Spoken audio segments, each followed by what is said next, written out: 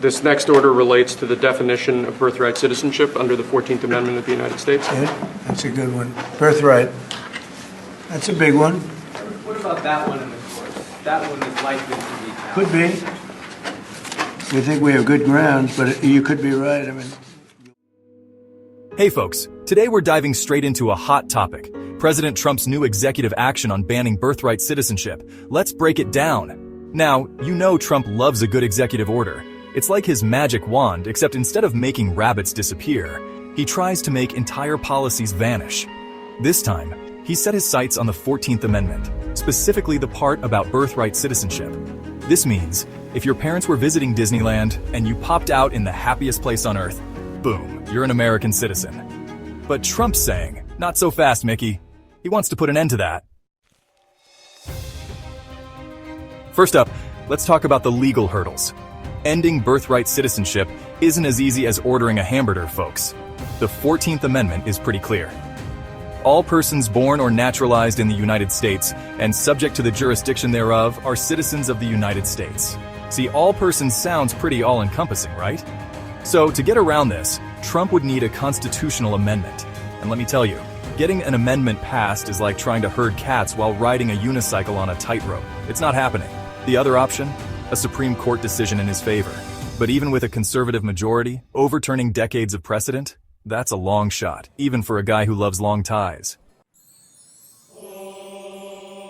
Next, let's talk about the human side of this. If birthright citizenship ends, children born in the US to non-citizen parents could be left stateless. That's right, folks, no country to call their own. Imagine being born and raised in America, pledging allegiance to the flag, eating apple pie, okay, maybe not apple pie, who even likes apple pie, but still not being considered American. These kids would face huge obstacles. Access to education, healthcare, employment, everything would be a struggle. And what about the moral implications? Creating a generation of stateless children. That's not exactly a shining beacon on the hill, is it? Chapter 3. Bureaucratic chaos. Can you say paperwork nightmare? Then there's the policy side. Determining citizenship at birth? Get ready for a bureaucratic nightmare, folks. Hospitals would basically become immigration offices, checking the papers of every single pregnant woman. Can you imagine the lines? And what about the cost? All this extra bureaucracy, the paperwork, the staff, it's going to cost taxpayers a fortune. And for what? To create a system that's more complicated, more expensive, and frankly, more cruel? It's enough to make your head spin. Chapter 4. Divided nation, fanning the flames of discord. Finally, let's talk about the social and political fallout. This move is like throwing gasoline on an already raging fire. It's going to deepen divisions on immigration and civil rights. Critics are already calling it unconstitutional, discriminatory, and downright un-American. And they're not wrong. This isn't just about immigration anymore, it's about who we are as a nation. Do we want to be a country that welcomes those seeking a better life? Or one that closes its doors and turns its back on the most vulnerable? Outro, the fight continues. Stay engaged, stay informed. So there you have it, folks.